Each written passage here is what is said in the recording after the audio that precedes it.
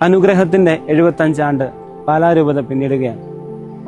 Ezekiel പ്രവാചകന്റെ പുസ്തകം 3-ാം അധ്യായം 3-ാം വാക്യത്തിൽ നാം വായിക്കുന്നുണ്ട്: മനുഷ്യപുത്ര, ഞാൻ തരുന്ന ചുരുൾ ഭക്ഷിച്ച് വയറ് നിറയ്ക്കുക. ഞാനത് ഭക്ഷിച്ചു, അതെന്റെ നാവിന് തേൻ പോലെ മധുരിച്ചു.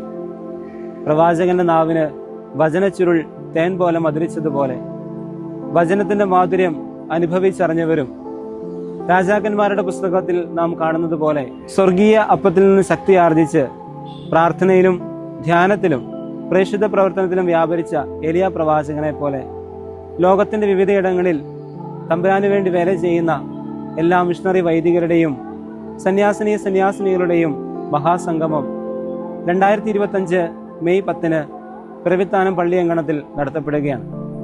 പാലാരൂപതയുടെ മിഷണറി മഹാസംഗമത്തിലേക്ക് ഏവർക്കും സ്വാഗതം.